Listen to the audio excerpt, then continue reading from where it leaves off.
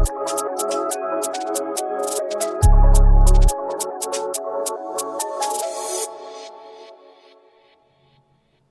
guys, James Howell. Back after a long hiatus, and I apologize. But I'm back at it, so let's get to it. This is the long lost lowered car episode.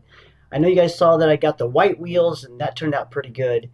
And then I went to doing some other modifications. I'll show you after I show you the lowering here. But the lowering was the biggest challenge I had on this job of modifying this little Fiat. It's not for the faint of heart, guys. Lowering is not an easy thing to do. But when I first got the car, I'll show you the car when I got it at the dealership here. Here she is. Let me zoom in a little tighter. There we go. That's at the dealership over in Portland, Oregon. And when I first got the car, I thought, man, me and my friend, like I say, went by the dealership and we saw this little car. And I thought, what a cool little car. It looks like a little stormtrooper and everything. I thought it was such a neat rig, but I couldn't believe how tall it rode. It looked like it was, if you know the wheelchair vans, I had this kind of vision in my head when I saw it. And I thought, it's just crazy tall. And I knew that something needed to be modified. So I wanted to buy the little car, and I knew it had the potential because it has the Abarth body. So, you know, it had a lot going for it.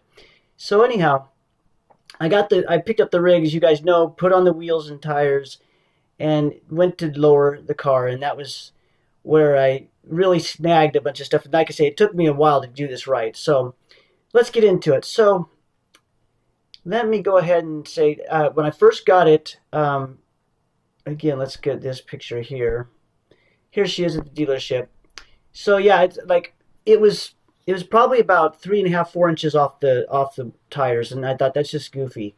But I didn't know how about going about it because I didn't know, well, how should I just, take the springs out? Should I replace them? I got lucky on YouTube. I came across a gentleman named John who has this channel called The Evolving World, and you'll want to check out his channel before you tackle this thing. He did it, and he did a great job, and he actually attempted it himself and had to sort of do guesswork on how much to do, and he was real sharp about how he did it, and I'm thankful to him because it helped me tremendously. So what John was saying was, in the front you want to take about a quarter coil off, is what John did, and then in the back, as John was doing it, if you watch him do it, he took I believe it was 3/4 of a coil off the back and started working his way. He had to do it again to like almost 1 coil. So he already gave me that kind of information, which helped a lot. So I found a guy who does springs in my area, and he was a real nice guy. He had a great shop. I went by and I told him what John had mentioned about this, and he asked if my suspension parts were in good shape and everything, because I guess he didn't want to tackle the job even if my suspension wasn't up to snuff. And since the car only had about 18,000 miles at the time, I said, yeah, it's perfectly good. Everything's good. So anyhow, he got started, and I gave him how much to take off, and drove down the road and left the car there for a while. And he called me up, and I came back, and the sad thing was, when he first cut it, it didn't work. And I was so distraught because it's like you go to all this effort, and it's so hard because you don't want to take off too much. But the mistake I made, let me show you the car when I brought it home. There we go. Let me zoom in on that again. Okay, so here's how it was when I got it home.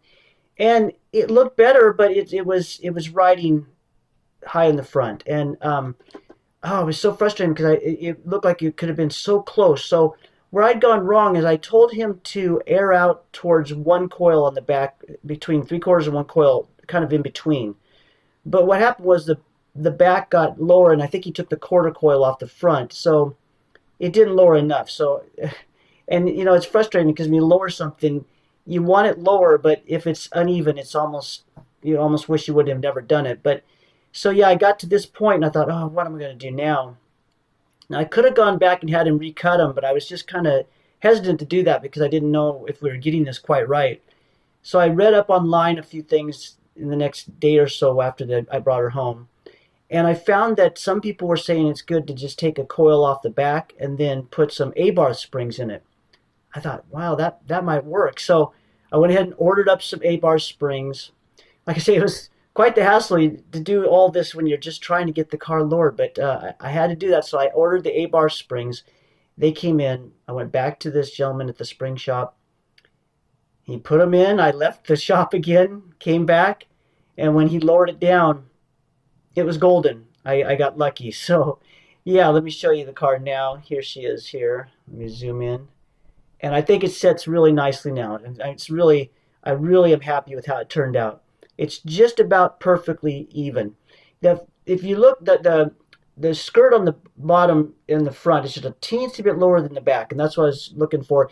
If you look at the arches, it can be deceiving because the front arch is narrower and taller, and it makes it look like the car is a little higher in the front than the back sometimes if you kind of look at different angles. But let me get another picture here from the side.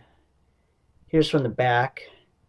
But yeah, it's setting really nicely now, and I think it looks really good. I mean, it's as close as I can get it, and I believe it's pretty much exactly where I'd want it to be, just setting kind of like the A-bars do.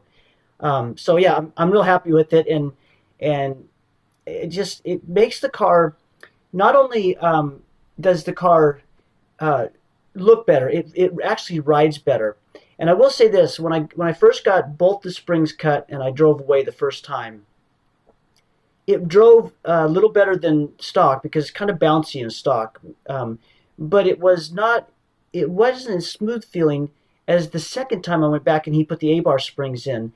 And when I drove away that time, I even called him back and said it's remarkable how it steers super nice. It feels planted, and it really felt awesome after that second adjustment. So my recommendation to you guys is if you lower your little Fiat, you can cut the back and the front. I would go half coil in the front and a 1 coil in the back, instead of a quarter coil in the front. But I would go, I think the preferable thing to do is take 1 coil off the back and then the half coil. I mean, take 1 coil off the back and put the A-bar springs in. That's the way to go, I think, because it gives the car a better ride. You know, when you cut springs, you do compromise their spring ability a little bit. And I think in the back, you don't notice it at all, but in the front, for steering, it comes into play. So I think that's the best way to go, guys, if you want to make it really a nice ride and look right. Is just take a coil off the back, put the A-bar springs in the front, you're good to go. Anyhow, that's how she looks now. Let's see if I got this picture here. Here they are side by side. It looks a lot better. Looks more sophisticated. It looks like the car is such a tall car on the sides. It just really makes it look better to lower it. I think lowering your car is the biggest bang for the buck. Second to the wheels. The wheels and the lowering are the two greatest things you can do.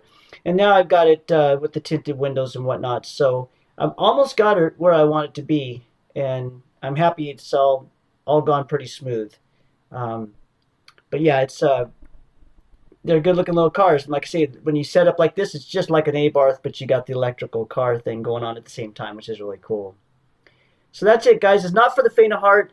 I don't want to discourage you, but if you do it, take it slow and methodical, because it's not easy to do. And make sure you watch The Evolving World,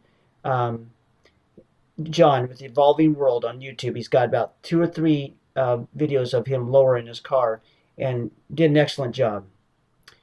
All right, guys, I'll be back and have some more fun on the channel, and I'm sorry it took so long between on these last ones, but that's it for this episode, and I'll catch you in the next one.